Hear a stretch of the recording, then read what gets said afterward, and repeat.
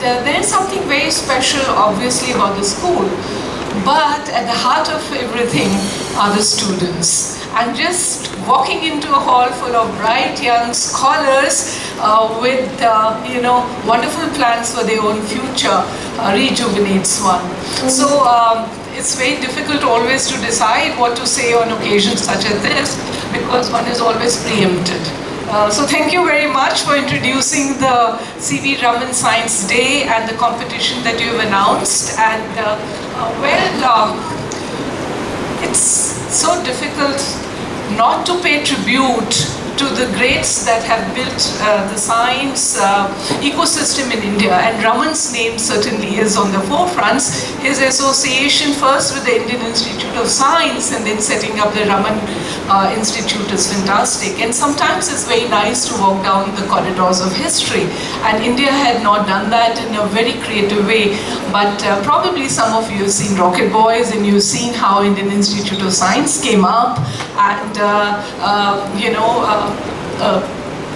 the path was laid for other greats such as Homi Bhabha and certainly Vikram Sarabhai and the Space Research Program. So do go back and look at much of that.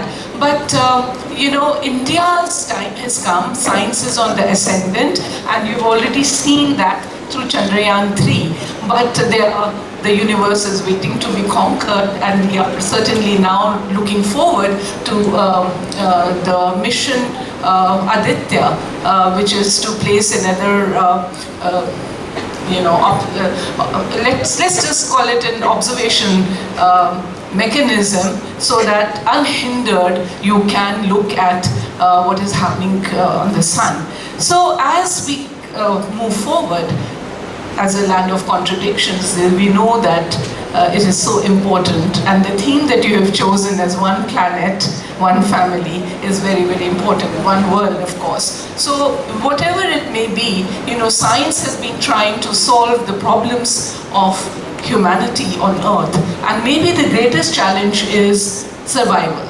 And science and technology at any level, whether you go deep down into the sea and do the explorations of life therein, and also try to understand yet how life evolved in such a wonderful form on planet Earth, or you go into the universe and you start looking for, are we alone, are there others, and in what form is life and other resources to be found on planets. It's all linked with not just curiosity also, but driven by survival.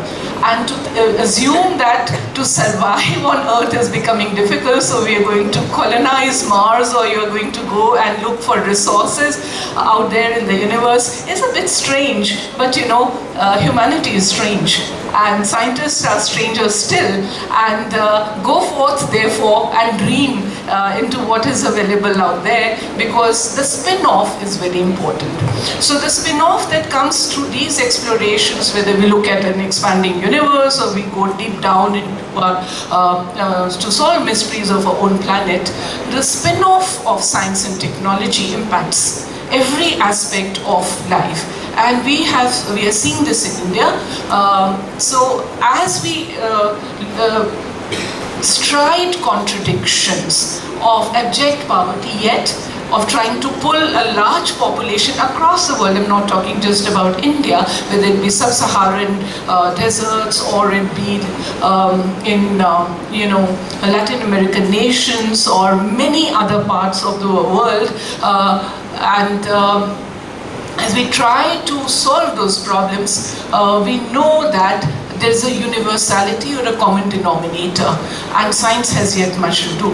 And some of the best examples of threat to survival come from the fires that have come up in Canada. They have come up close to Hawaii, where a lot of those who were on vacation got stuck, and COVID also resurfaced there, or in Europe, or this horrible summer that we have encountered. We know that there is much that remains to be done. And so disaster resilience and other problems are those problems that we have to address.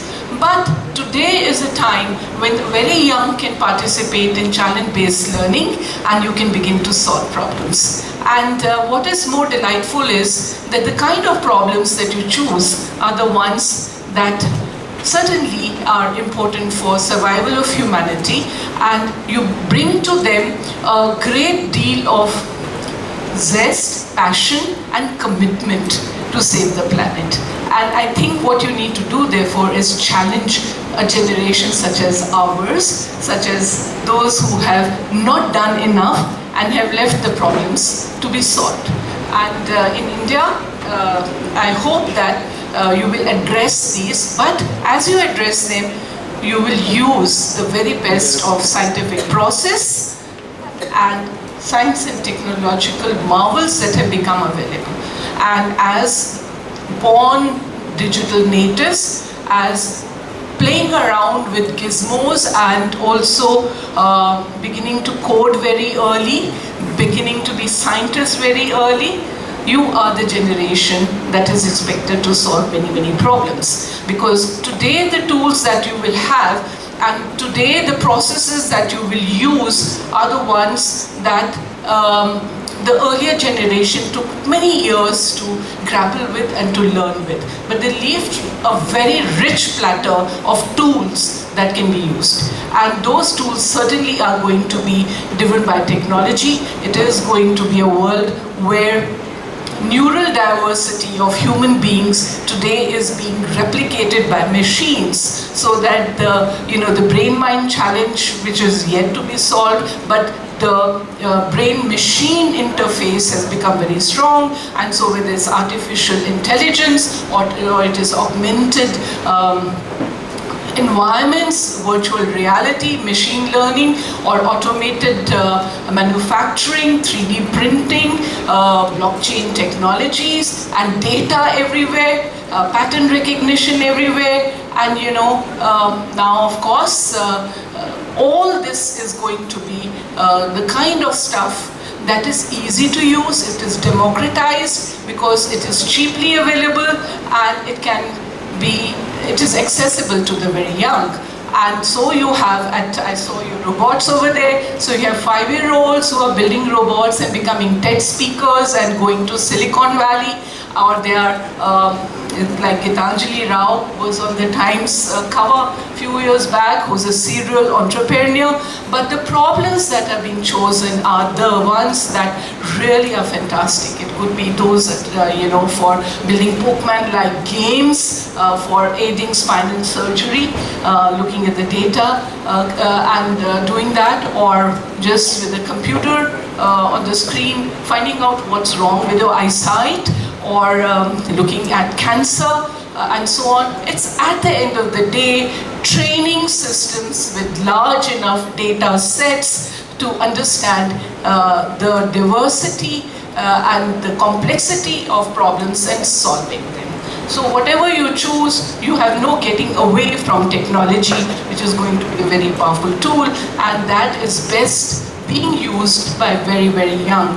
So as you go forth, I hope the process of science is going to be very, very exciting for you, but you will use the very best technologies that are available, because there is no lower or minimum age at which you can begin to use that, and it is a philosophy, a culture, a way of living, and that is what science is all about. It is not just about one isolated cookbook experiment in a laboratory.